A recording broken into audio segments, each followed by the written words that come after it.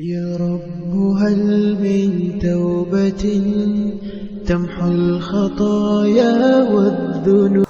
Wa jala'uhu, bersihnya hati, menjadi berkilaunya hati karena kebersihannya itu bidzikri, dengan amaliyah zikir. Fa innahu yajluhu hatta yadda'hu kal mir'atil bayda. Bahwa zikir itu betul-betul akan menjadikan hati lebih berkilau, lebih cemerlang karena kebersihannya, sampai zikir itu juga akan bisa menghilangkan kotoran seperti cermin yang bening dari berbagai macam kotoran yang menempel padanya. Ketika hati dibiasakan untuk berzikir kepada Allah, mengingat Allah, maka hati itu betul-betul akan menjadi bening, berkilau.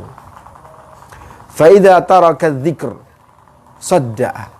Tetapi ketika seseorang meninggalkan zikir, maka hati itu kembali menjadi kotor, menjadi berkarat. Fa'idha dzikra jallahu. Maka saat itu fa'idan dzikru jallahu.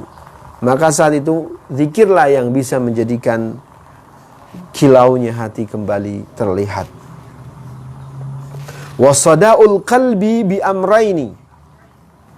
Maka jelas karatnya hati itu disebabkan oleh dua perkara.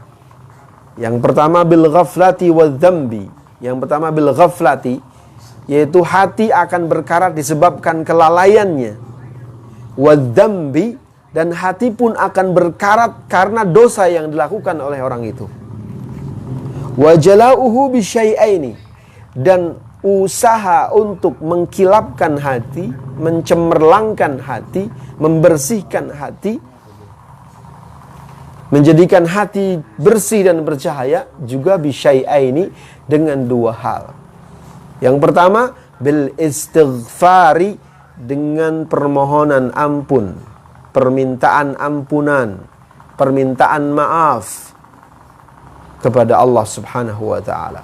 Wa dzikri, dan dengan berzikir.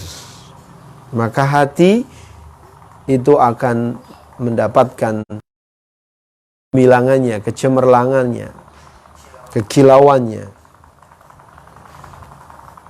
Faman kanatil ghaflatu aghlabu awqatuhu kana sada mutarakiban ala qalbihi.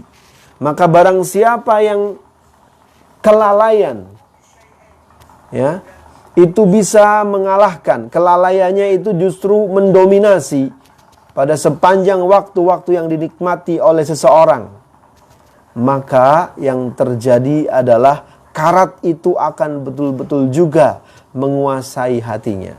Kotoran akan betul-betul menguasai hatinya.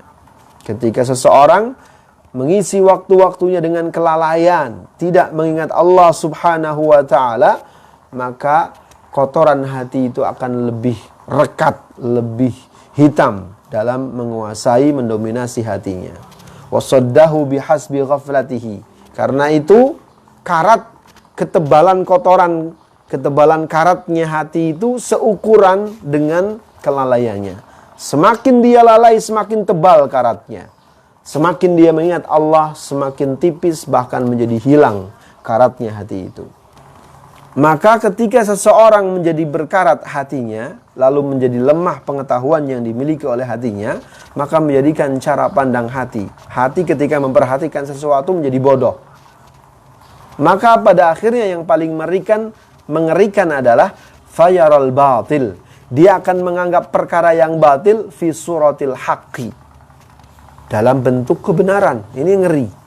Ya, hati kalau sudah berkarat begitu, sudah kotor seperti itu akibatnya. Menjadi bodoh, menjadi jauh daripada ilmu yang wajib dia ketahui.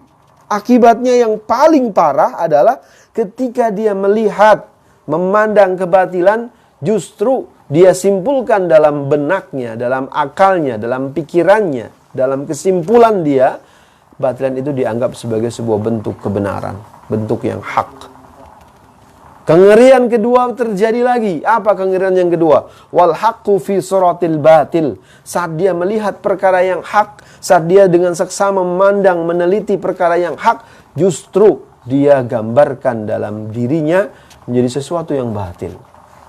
Parah kalau kayak gitu. Parah sekali kalau kita sampai seperti itu. Jangan sampai kita menjadi orang yang terbalik dalam melihat kebenaran menjadi kebatilan, melihat kebatilan menjadi kebenaran.